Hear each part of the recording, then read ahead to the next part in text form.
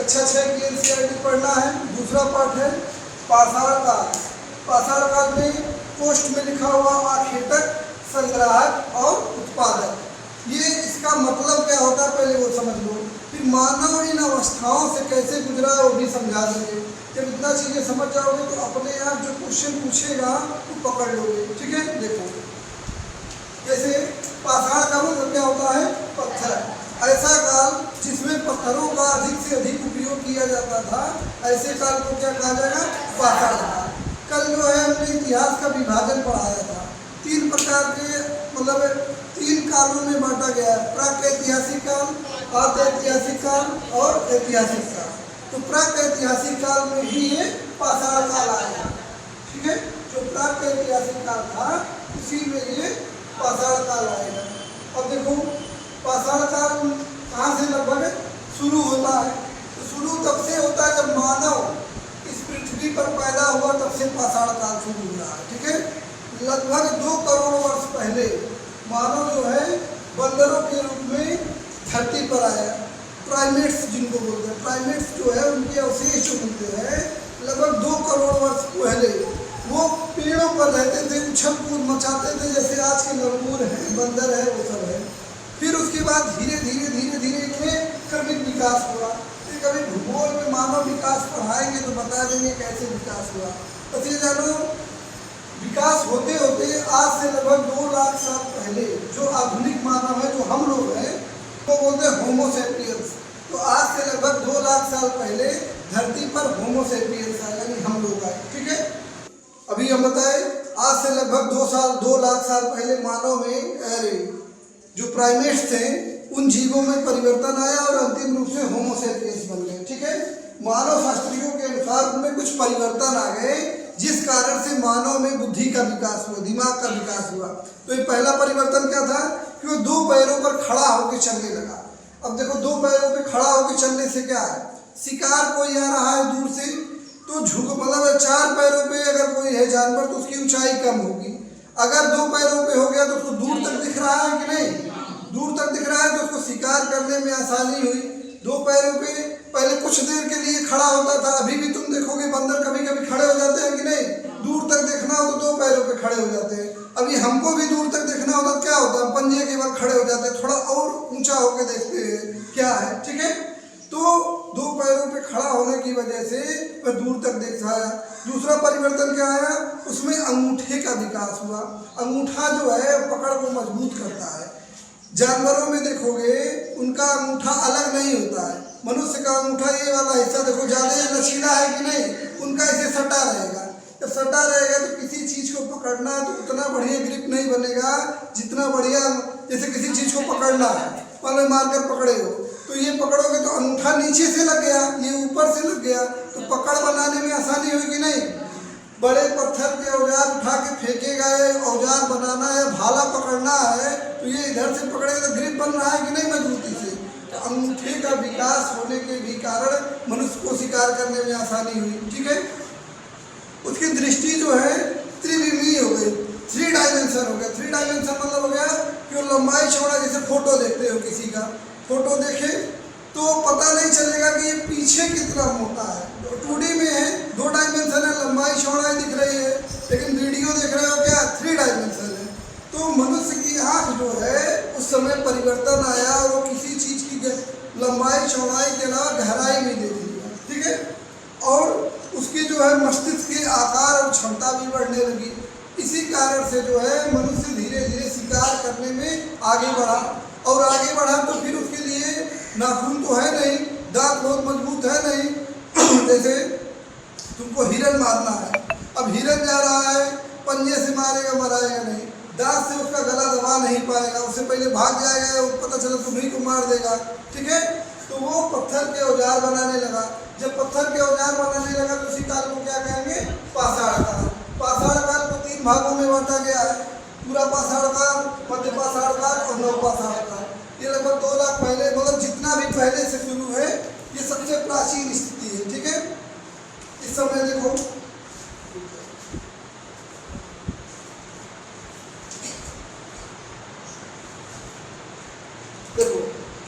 मानव क्या करता था, किस पे मतलब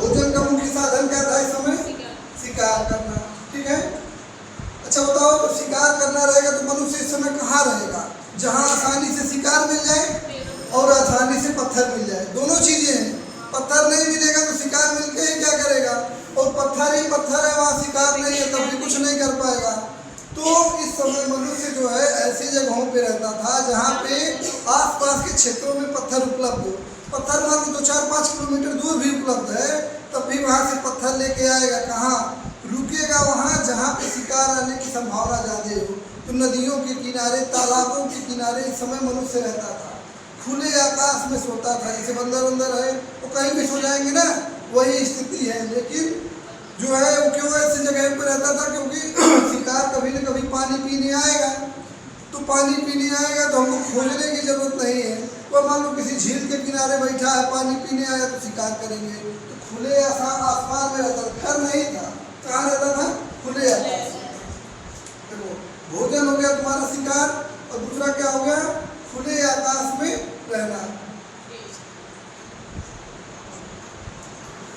नदियों के किनारे या जलाशयों के किनारे ये रहेगा। ठीक है, तुम्हें नहीं दिख रहा होगा तो सुन के समझ जाओगे जो है। ठीक है, हाँ। अब देखो, और देखो बता देते हैं, मांस ही उनका मुख्य भोजन था। कंदमूल भी वो खाते थे तोड़ करके। ठीक है, और घर बनाने आता नहीं था। बाद में उन्होंने गुफाओं में, जब ये पूरा पाषाण काल खत्म होने वाला है, तो गुफाओं में रहना शुरू कर दिया। गुफाओं में रहने का साक्ष्य कैसे मिलता है? तो कल बताए थे भीमबेटका की गुफा। गुफा में चित्रकारी करते थे। अच्छा बताओ, चित्रकारी में क्या मिला है? उसमें मिला है कि एक मनुष्य शिकार को दौड़ा रहा है मारने के लिए। तो माना जाता है उस समय पूजा वूजा करके जाते होंगे, मंत्र अंतर पहले से पढ़ लेते हैं, पक्का एक शिकार लेके आएंगे। आज भी ऐसा करते हैं कि नहीं? कोई शुभ काम करने जाते हो, तुमका वही शुभ काम था ना कि किसी तरह भोजन मिल जाए, एक शिकार मिल जाए, तो भी टोटका बनाते थे, उसका चित्र बनाना शुरू किए। और चित्र कोई बहुत बढ़िया नहीं, खाली जो है धारी जैसे खींच दिए। जो है एक चित्र भी उसमें दिया हुआ, कक्षा 6 वाली किताब को देखोगे तो जैसे ये मानो ये हो गया, गर्दन हो गया, ऐसे ऐसे, मतलब आसानी से ये बना देंगे कि ये हिरन हो गया, ये पैर हो गया, ये पूंछ हो गया।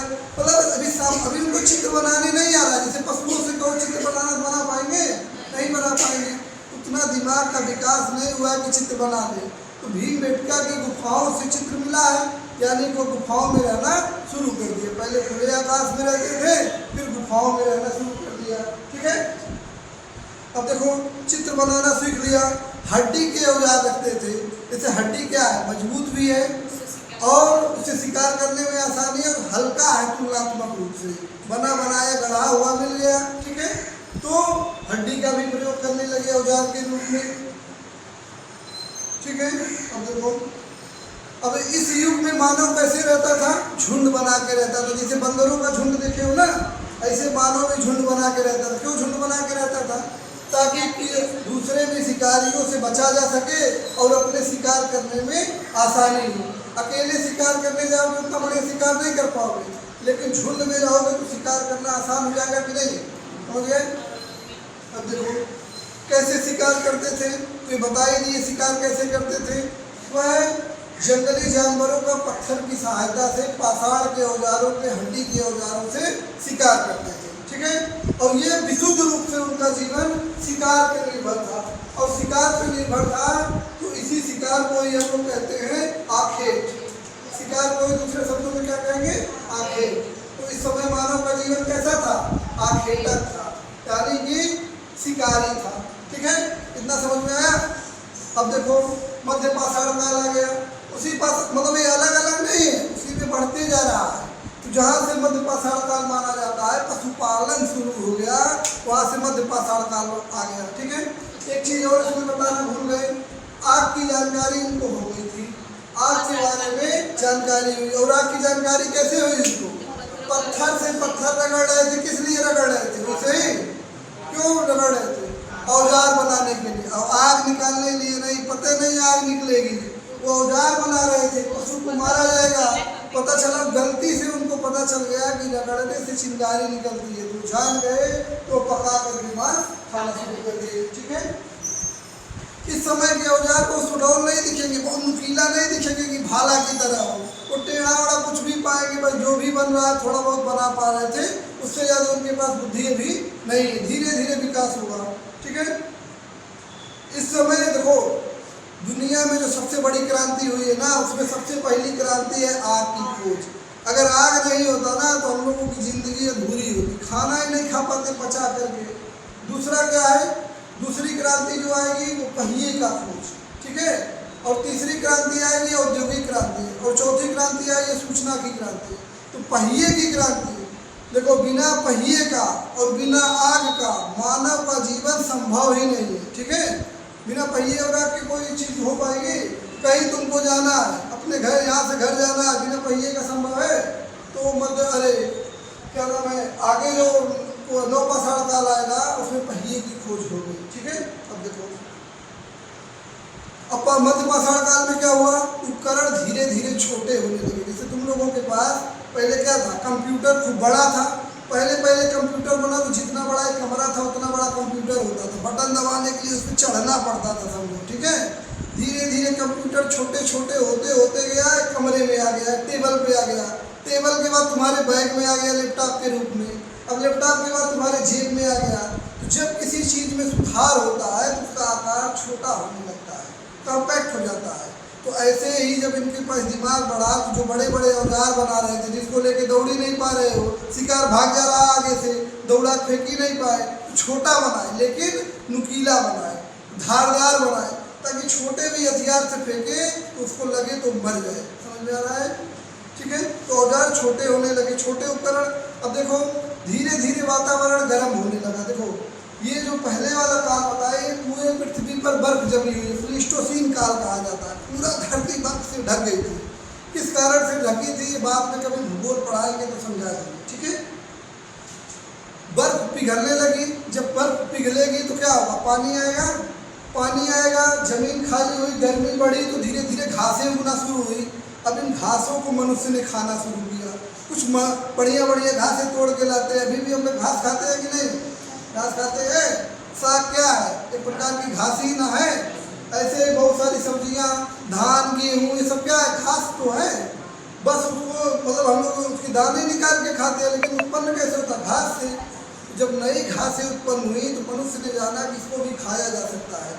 उनके दानों को निकाल करके उन्होंने लाया, उनके दानों भी खाने लगे। ठीक है, और कुत्ते को पहले पशुपालन में शामिल हो गया। माना जाता है कोई भेड़िए का बच्चा रहा होगा जिसको मनुष्य ने सबसे पहले पाला होगा।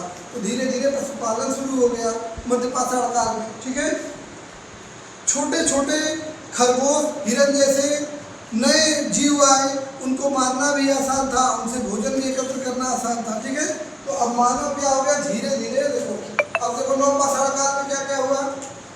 एक काम हुआ, एक काम क्या हुआ, पशुपालन हो गया, और क्या बताए, घासों का एकत्रण करना शुरू किया।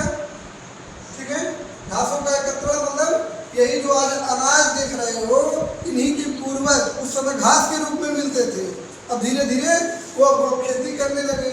और क्या हुआ इसमें, देखो इसमें जो है बढ़िया से मनुष्य गुफाओं में रहने लगा। ठीक है, लेकिन अभी भी क्या है, घुमंतू घूम रहा है। घूम क्यों रहा है, शिकार की तलाश में। ठीक है, तो इस समय देखो मनुष्य था आखेटक, अब क्या बन गया, संग्राहक।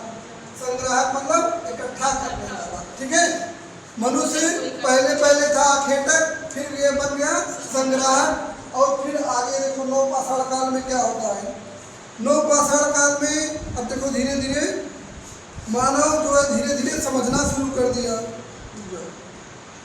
उसके मस्तिष्क का और विकास हुआ। और ये जो अनाज लेके आता था, जैसे देखो मान लो किसी जंगल में गए, कुछ लेकर के आए, गेहूँ धान कुछ बीज लेके आ रहे थे, कहीं न कहीं गीली मिट्टी पे गिर गया होगा। गिरने के बाद मानव ने कुछ दिनों बाद देखा होगा पौधा हो गया, पौधा होने के बाद उसमें देखा बाली हो गया, यानी एक दाने से देख रहा है 100 दाना हो गया। ये चमत्कार वाली बात रही होगी कि नहीं। जो पहली बार खेती देखेगा कि गाड़े थे, एक दाना आलू की खेती किए हो, आलू में क्या करते हैं, टुकड़ा लगाते हैं, इतना छोटा बड़ा हो जाता है, लहसुन लगाते हैं, इतना बड़ा हो जाता है। तो चमत्कार टाइप का है कि नहीं। एक डाल रहा है 10 मिल रहा है, 50 ग्राम आलू लगाए 500 ग्राम आलू मिल गया। तो ऐसे जहाँ दाने गिरे होंगे तो उसको समझ में आ गया कि इन दानों को अगर मिट्टी में, गीली मिट्टी में दबा दिया जाए तो अनाज उत्पन्न होगा।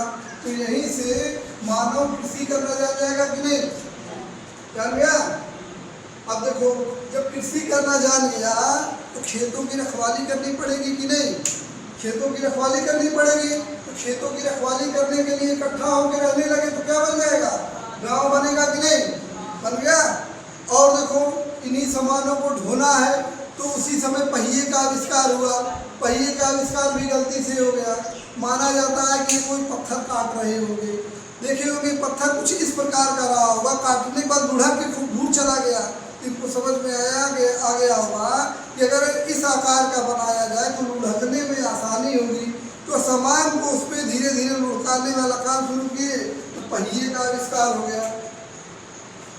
नवपाषाण काल में ही पूछता है कौन सा किस काल में आविष्कार हुआ, ठीक है। तो नवपाषाण काल में पहिए का आविष्कार हुआ। अब देखो, गांव बनाना शुरू कर दिए तो गुफा में रहेंगे, नहीं रहेंगे, कहाँ रहेंगे, अपना घर बनाना शुरू कर देंगे कि नहीं, चाहे मिट्टी का, चाहे घास फूस का, चाहे जैसे घर बनाना शुरू कर दिए। घुमंतू रह गए कि स्थायी जीवन हो गया, स्थायी जीवन हो गया। तो कृषि के कारण, अच्छा बताओ, कृषि कहाँ सबसे पहले शुरू की जाएगी। जैसे मान लो तुमको खेती करना रहे, पता नहीं है, तो कहाँ शुरू करोगे, जहाँ बढ़िया मिट्टी हो और जहाँ बढ़िया पानी हो। तो नदियों के किनारे ये दोनों चीज़ें उपलब्ध रहती है। इसीलिए शुरू में जो गाँव बसे नदी के किनारे बसे। इसीलिए हम लोग अभी आगे पढ़ेंगे सिंधु घाटी सभ्यता, यानी सिंधु नदी के किनारे किनारे बसे हुए गांव। गंगा में जो भी, जैसे देखो बनारस, कानपुर, इलाहाबाद, जैसे प्राचीन शहर है और ये नदी के किनारे ही क्यों बसे हैं, क्योंकि वहीं खेती करना आसान है, समझ में आया। अब देखो, पाषाण काल के साक्ष्य जो है भारत में, एक है बेलन नदी की घाटी मिर्जापुर में मिलता है, एक सोहन नदी घाटी है वो मिलता है। ये जो फैक्ट है ये तुमको लिख के मिल जाएगा, बाकी जो समझना था वो हम तुम लोगों को समझा दिए, ठीक है, समझ में आया, ठीक है। अब देख लो क्या है, तो प्रश्न उत्तर भी आज कर लेते हैं, पाठ खत्म किया जाता है।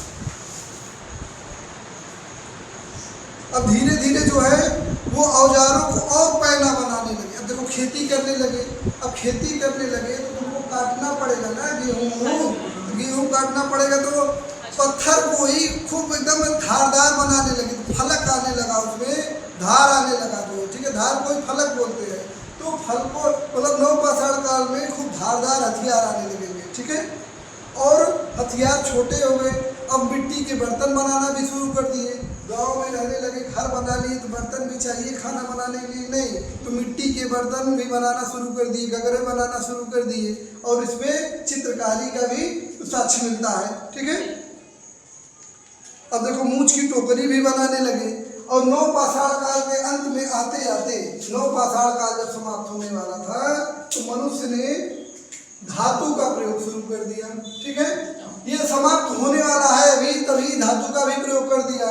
तो अब क्या कर रहे हैं, आधा पत्थर है, जैसे ये हत्था बना है पत्थर का, और ये कुल्हाड़ी बना रहे हो, तो कुल्हाड़ी का धार किससे बना रहे हो, धातु से।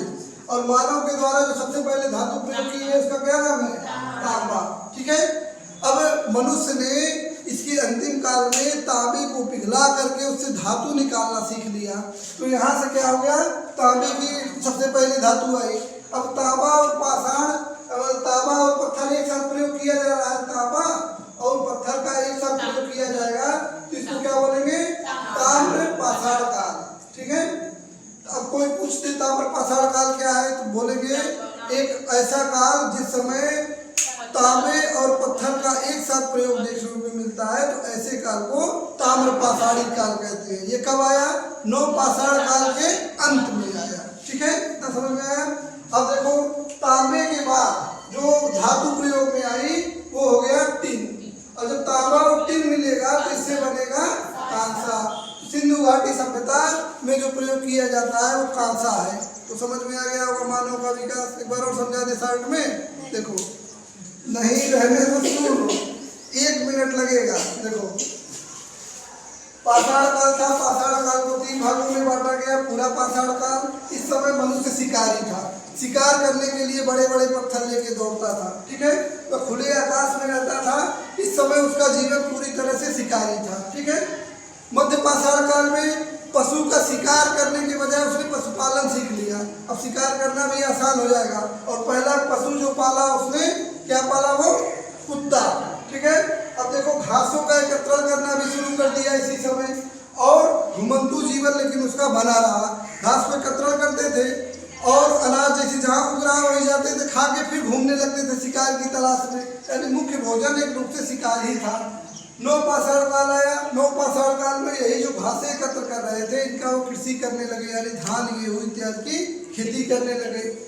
जब खेती करने लगे तो खेतों के किनारे वो बस गए, और खेतों के किनारे बसने के कारण गांव का विकास हुआ, साथ ही में पहिए का विकास हुआ, ठीक है। समझ में आया? तो ये सब विकास जो है कब हुआ, नवपाषाण काल में। नवपाषाण काल के बाद आया ताम्रपाषाण काल। तांबे और पत्थर का एक साथ प्रयोग तो उसको बोलेंगे ताम्रपाषाण काल। ताम्रपाषाण काल के बाद आया कांसा युग। तांबे में टिन मिला दिया गया तो कांस्य काल, वही सिंधु घाटी सभ्यता है। तो अगला चैप्टर हम लोग पढ़ेंगे सिंधु घाटी सभ्यता। इसके प्रश्नों को हल कर लेते हैं तब जाया जाएगा, ठीक है। 10 मिनट और लगेगा। आग की खोज किस युग में हुई? पूरा पाषाण काल में, बता दिए, ठीक है। पूरा पाषाण काल में पत्थर के औजार कैसे थे? बड़े थे, मतलब बड़े थे, बेडौल थे, ठीक है, सुडौल नहीं थे। पहिए का आविष्कार कब हुआ? नवपाषाण काल में, ठीक है। अब देखो सही गलत बताना है तुम लोगों ने। मानव ने अपनी जरूरत के लिए पत्थर के औजारों का निर्माण नहीं किया, यानी ये कथन गलत हो गया। पाषाण काल के 3 युगों में बांटा गया है, सही है, ठीक है। मध्य पाषाण कालीन पत्थर के औजार आकार में बहुत बड़े थे, छोटे थे, मध्यम आकार के हो गए थे, ठीक है।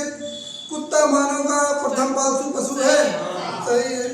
हथेदार, कुल्हाड़ी और हंसिया नवपाषाण काल के महत्वपूर्ण औजार नहीं थे, जबकि वो थे। सबसे बाद में वही कुल्हाड़ी और हंसिया आया ना। खेती करना है, अब काटना पड़ेगा तो हंसिया बनाना पड़ेगा ना। तो हंसिया कब आएगा? जब खेती शुरू हो गई। और खेती कब शुरू हुई? नवपाषाण काल में, समझ में आया? अब देखो मानव ने तांबे व टिन को मिलाकर मिश्र धातु कांसा बनाया, ठीक है। देखो मानव ने इधर उधर घूमने के बजाय एक स्थान पर रहना प्रारंभ कर दिया, क्यों? ठीक है, बताना है तुमको। उन्हें एक ही स्थान पर जरूरत भर का पानी उपलब्ध था, उन्हें पशुओं के लिए पर्याप्त चारा था। इन इशारों में से ऑप्शन दे रहे हैं। उन्हें खेती करना शुरू कर दिया, जंगली जानवर पर्याप्त मात्रा में मिलने लगे। क्यों एक ही जगह पे रहने लगा? खेती करने के कारण, बताए ना, समझ में आ रहा है? हाँ, अल्लाह इतना चिल्ला रही हो, अगर नहीं समझी जो है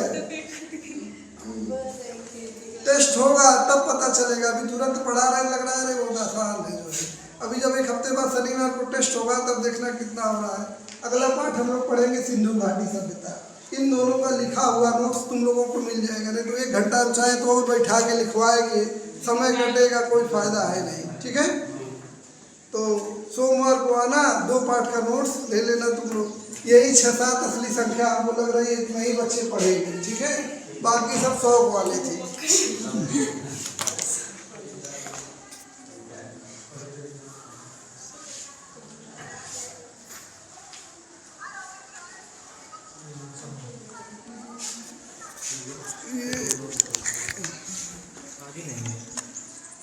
रिकॉर्ड हुआ है।